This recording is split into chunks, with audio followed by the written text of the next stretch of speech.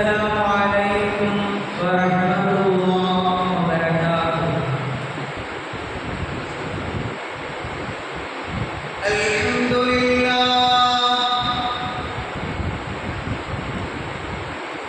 الحمد لله رب العالمين، والصلاة والسلام على سيد المرسلين وعلى آله الطيبين وأصحابه الطاهرين كلهم أجمعين. வான்மறை வகுத்தளித்து இவ்வையகம் செழிக்க வைத்த வல்லோன் அல்லாஹ்விற்கு வற்றா புகழனை. இருள் சூழ்ந்த இவ்வையகத்தில் இஸ்லாமிடம் அருளை சூழ வைத்த நற்குணத்தின் தாயகம் நமது நபிகள் நாயகம் ஸல்லல்லாஹு அலைஹி வஸல்லம் அவர்கள் மீதும் அவர்களது பரிசுத்தமான குடும்பத்தினர்கள் மீதும் அவர்களது வாழ்வை தனது வாழ்வாக ஏற்றி பின்பற்றி வாழ்ந்த உத்தம சத்திய சஹாபாக்கள், தாபீன்கள், தபஅ-தாபீன்கள், இமாம்கள், இறைநேச செல்வர்கள் மற்றும் குறிப்பாக இங்கு வீற்றிருக்கிற நம் யாவரும் மீதும் அல்லாஹ்வுடைய அன்பும் அருளும் என்றென்றும் குறையின்றி நிறைவாக நிலவுக. இறையில்லமாம் கஅபா ஷரீஃபையும் இறை தூதுவரின் பூங்காவனமாம் ரௌதா ஷரீஃபையும் கனவிலும் நினைவிலும் கண்டுகளித்து உண்டு உறவாடி ஆனந்தமாய் அளவலாதி மகிழ்கிற நல்ல நசீபினை அல்லாஹ் நமக்கும் நாம் நேசிக்கிற மக்களுக்கும் நம்மை நேசிக்கிற மக்களுக்கும் அல்லாஹ் தந்தருள்பாலிப்பானாக. ஆரோக்கியமான நல்வளத்தையும் நற்சுகத்தையும் அகிலத்தில் வாழுகிற வசிக்கிற அத்தனை மாந்தர்கள் மீது அல்லாஹ் நல்கிடுவானாக. பிறப்பு கொண்ட பெரியோர்களை, அன்பிற்குரிய இஸ்லாமிய உறவுகளே, இந்த வாரம் வெள்ளி மேடையில் என்ன பேசுவோம் என சென்ற வாரம் குறிப்பிட்டதைப் போல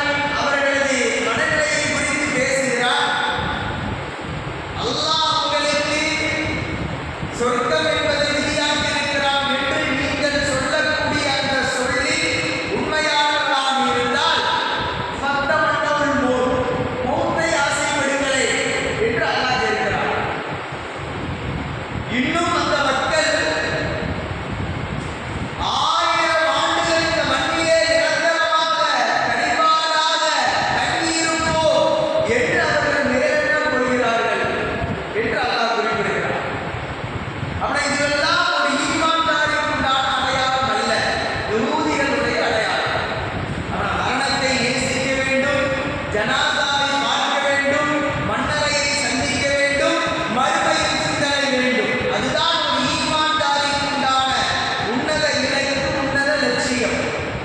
அப்புறம் இந்த உலக வாழ்க்கை என்ன அப்படின்னு யோசிக்கணும். இந்த உலக வாழ்க்கை மறுமை வாழ்க்கைக்கான தயாரிப்பு. அதை நானும் நீங்களும் தயாரித்திருக்கிறோமா என்பதை குறித்து தான் இந்த வெள்ளி மேடை நமக்கு உணர்த்தக்கூடிய பாடம். இன்னொன்று, இந்த மனிதன் ஆதாரம் இல்லாமல் நம்பக்கூடிய ஒரே விஷயம் இந்த மௌத்துதான். நாம் ஒரு நாள் இறப்பை சந்திக்கவிருக்கிறோம் என்பதற்கு தெளிவான ஒரு விட்னஸ் என்ன அப்படின்னு சொன்னா, நம்முடைய பிறப்பும் நம்முடைய இறப்புக்கு சான்று. எங்க நம்ம இறப்போமா? கண்டிப்பாக இறப்போம். அது என்ன உறுதி? நாம் பிறந்திருக்கிறோம்.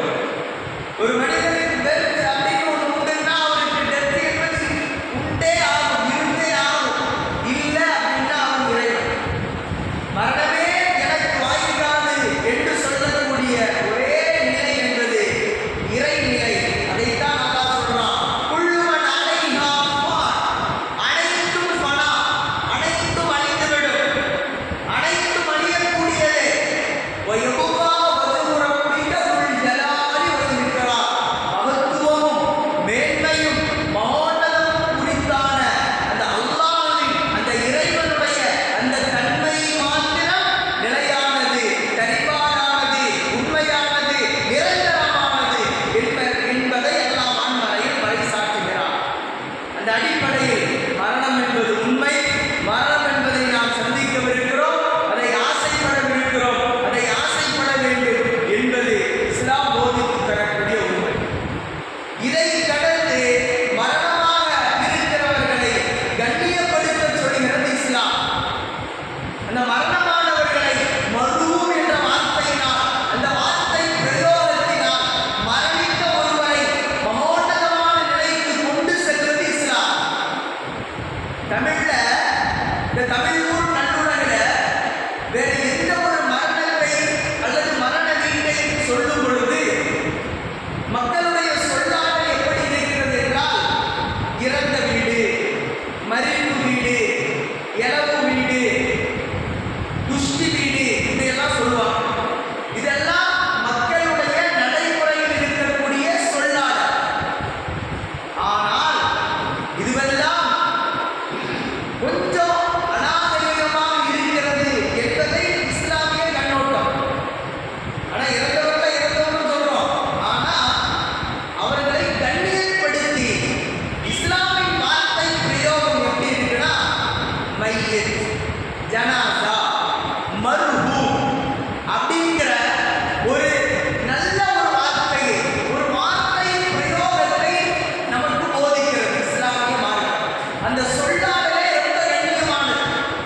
ஒரு நபரை பார்த்து சாப்பிடுங்கன்னு சொல்றதுக்கும் தின்னுங்கன்னு சொல்றதுக்கும் வித்தியாசம் இருக்கு. சரிங்களா? அப்புறம் இப்படி அந்த வார்த்தை பிரயோகத்தை இஸ்லாமிய மார்க்கம் இறந்தவர்களுக்கு மருவும் என்கிற வார்த்தையை பயன்படுத்துகிறது. மருவும் என்றால் இரண்டு அர்த்தம் இருக்கிறது. ஒன்று, தடை செய்யப்பட்டவர். இரண்டாவது, கண்ணியப்படுத்தப்பட வேண்டியவர், மேன்மைக்குரியவர். இந்த ரெண்டுமே பொருந்தும். தடை செய்யப்பட்டவர் என்றால் அவருக்கு நன்மை தீமை செய்ய முடியாது, அவருக்கு எதுவும் இயலாது. மருவும். இன்னொரு அர்த்தம், கண்ணியமாக்கப்பட்டவர் அப்படின்னா அவரை குறித்து கெட்ட விஷயங்களை பேசுவது தடை செய்யப்பட்டிருக்கிறது. மனிதன் பலகீனமானவர். அப்புறம் அவர் உலகத்தில் வாழுகிற பொழுது நன்மையோ தின்மையோ செய்திருப்பார். ஆனால் அவர் மரணித்து விட்டால் அவரை குறித்து நல்லதை மாத்திரம் பதிவு செய்யுங்கள், கெட்டதை பேசாதீங்க. எப்படி? என்னை குறித்து நீங்க அவதூறு சொன்னா, என்னை குறித்து தப்பிதமான ஒரு விஷயத்தை சொன்னா எனக்கு பேச முடியும், என் தரப்பு நியாயத்தை நான் சொல்ல முடியும். ஆனால் அவர் சொல்ல முடியாத ஒரு நிலைக்கு போயிட்டார். சொல்ல முடியுமா அவரால்? சொல்ல முடியாது. அதனால் அவரை குறித்து உண்டான நல்ல விஷயத்தை பேசுங்கள், கெட்ட விஷயத்தை பேசுவது உங்களுக்கு ஹராம். இப்படி ஒரு மையத்தை அல்லாஹ்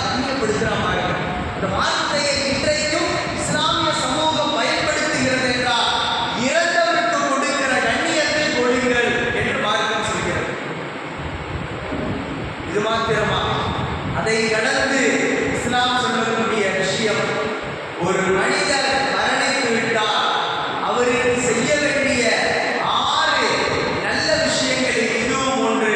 ஜனாசாவை பின்தொடர்வது, அந்த ஜனாசாவுக்கு மரியாதை செய்வது, அவருக்கு துஆ செய்து அவர் அல்லாஹ்வோடு சென்று விட்டார், மன்னரையை சந்திக்கவிருக்கிறார், மறுமை வாழ்க்கைக்காக தயாரித்து விட்டார், அவரின் பாதை சிறப்பாக அமைய நீங்கள் அவரை வழியெடுப்புங்கள், அவருடைய ஜனாசாவை நீங்கள் பின்தொடருங்கள்